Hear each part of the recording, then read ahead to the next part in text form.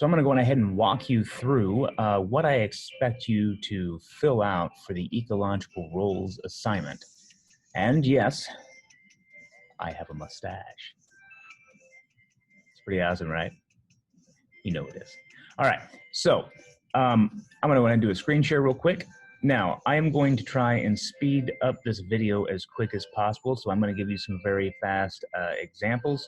I'll do some speed ups in the editing process so that you're skipping through a lot of this stuff, a lot of the processes. So, you know, I know how it is to watch these webinar videos.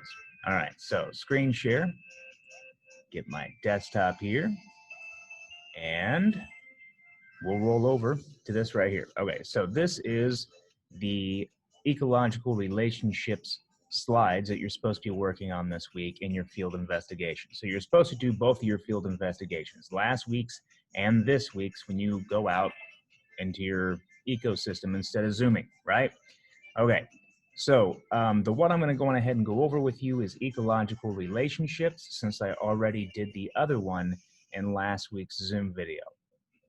The whole point of this week was to go out and find some examples of predation, of competition, mutualism, commensalism, and parasitism. So those 5 you were supposed to find examples of in your ecosystem. One of my problems when I went out this week was it was too cold in the morning, and most of the interesting things that would be happening weren't happening. All the bugs were asleep. So basically they're cold-blooded. And when it's cold out, it reduces their overall activity because, well, their blood's not really flowing that well. They're not able to actually, make energy and things like that. So anyways, point is, they wait until it warms up. And that's why I wasn't able to find much except for plant examples. So that's what I'm going to be loading in here today. Okay, so predation is anytime something is eating another thing. So if you are eating a part of something, like a leaf, like the stem on a plant, or the roots of a plant, or the flank steak of a cow, or the heart of the bear that you just killed with your bow and arrow. These are all examples of predation, okay? So let me go on ahead and grab a few examples here.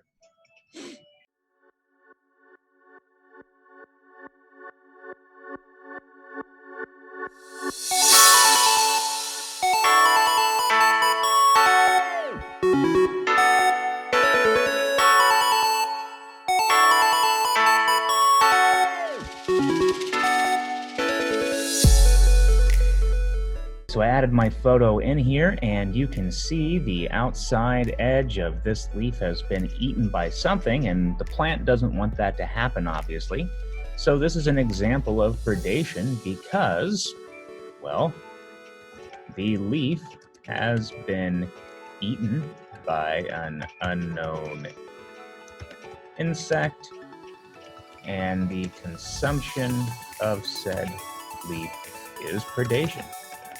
Simple as that. You don't have to, work your mind too hard thinking about this example. Let's go find another one.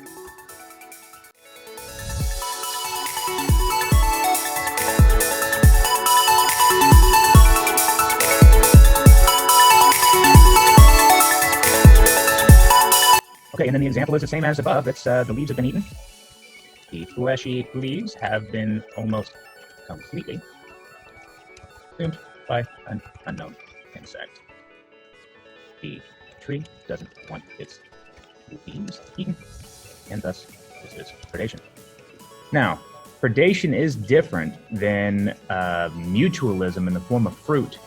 So if the, let's say you see a bunch of flies gathering around and eating a piece of fruit, that is actually mutualism. And you would think initially, because it's eating plant parts, that would be an example of predation. However, the plant voluntarily gives up those fruits specifically to be eaten. So it's not really predation. Predation is when you're eating a body part of something and you're hurting the other creature that you're eating. When you eat a fruit, you're not hurting that tree by any means. The tree is just fine. So you can sit there and eat its walnuts all day long, In fact, apple trees and those things, they want you to eat it so you can go pass their seeds elsewhere. So I wanted to make that quick distinction here. All right, I gave you 2 examples of predation. I think that's good enough. If you have a photo of say a spider eating another bug or something like that, those would work. I'm going to go on ahead and actually I'll give you one more example. How about that? I'm a nice guy. What can I say?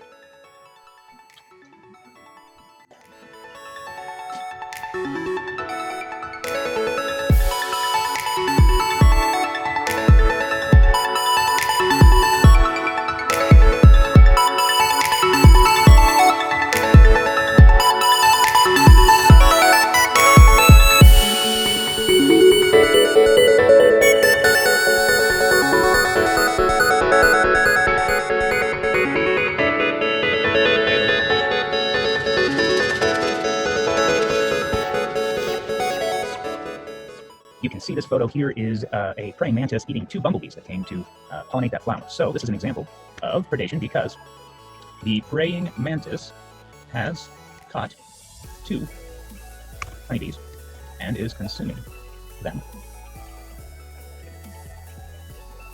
as they attempted to pollen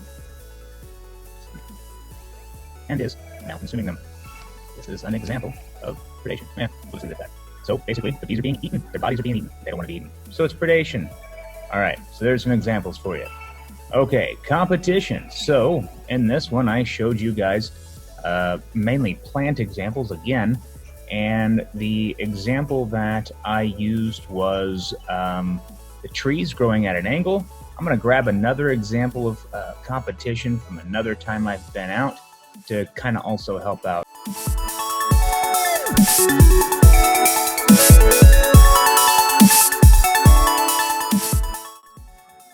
Okay, so I have this photo here of 2 different bees. And these bees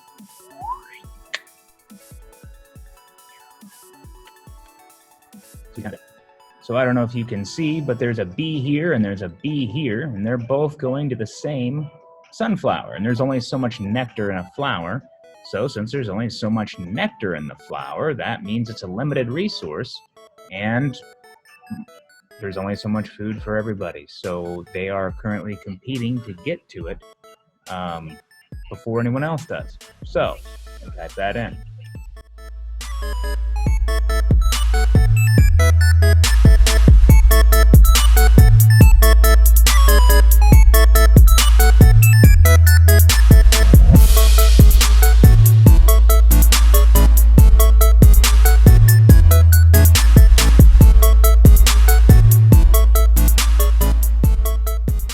Okay, so why is this an example of competition? Well, it's an example of competition because this tree right here would normally be growing straight up, but it's not. Why is it not? Well, because it needs to try and reach sunlight, which it needs to make sugar and all of the things that the plant does. So that's what I'm going to write down.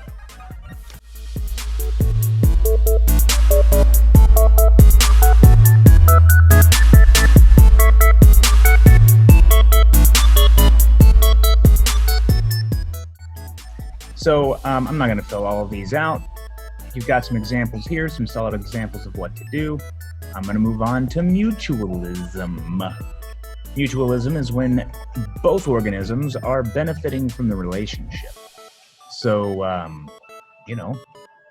given you several examples, flowers and fruits and the different microbes and things in the soil that feed off of each other and things like that. So let's go on ahead and grab some mutualism examples.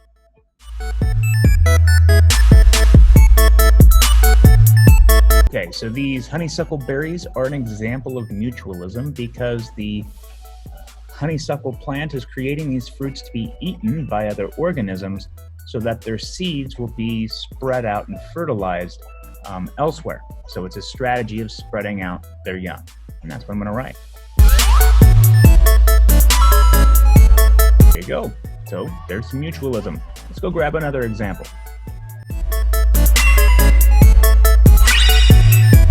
Okay, so this snake root flower here is an example of mutualism. Here's why. Plants need the pollinators to pollinate them. flowers can't do it by themselves. The whole purpose of a flower is to attract pollinators, saying, hey, look, I have some food here. Check out my flowers. They're pretty. Come land on me. I have sugar water. And in comes a little pollinator, and he's getting the sugar water, the nectar, and he rubs his butt all over the pollen grains, which is the male gamete, the sex cell. It's basically sperm for a flower. And he accidentally, or she, or whatever it is, accidentally rubs up against the pistil, which is the female part of the flower, and the pollen is deposited, and it turns into a seed and a fruit, depending on the type of plant it is. So this is mutualism, because the plant is creating the sugar water for the different creatures to come and eat. That's their food. And they incidentally or accidentally pollinate or do the sex part for the plant. So the plant gets to have plant sex and the pollinator gets to go off with a free meal. It's a win-win situation. So this is mutualism because of that. So that's what I'm gonna write down. And there you go. There's 2 examples of mutualism for you. All right, commensalism. This one's a little tougher, but it's not too difficult. Basically, anytime an organism is using another in some way, shape, or form, and that second organism is not harmed, benefited by the interaction at all, it's basically neutral, well, then that's commensalism. So the example I used in the video was squirrel nests and bird nests, so that's what I'm going to toss in here.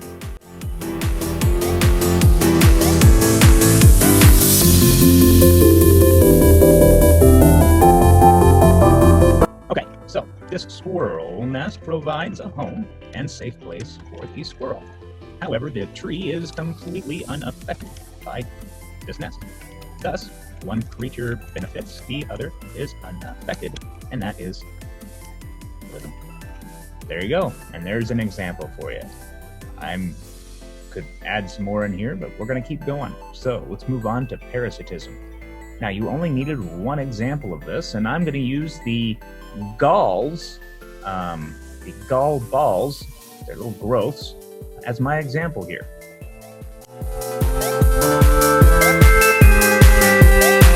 This is an example of parasitism because, okay, so what's happening here? Our little parasitic wasps are laying their eggs inside of the leaf.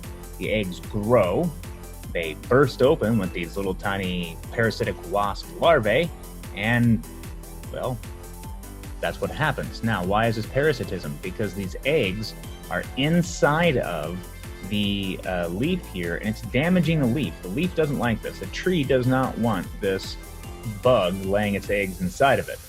And it actually damages the leaf, as you can see here in that oak leaf photo. Now, it benefits the wasp because their eggs are protected. They have a sugar source right there. And I'm not 100% sure, but when they hatch, I believe they might be herbivorous for the first part of their life cycle, but don't quote me on that one. So I'll type something like that in there. Parasitic wasp.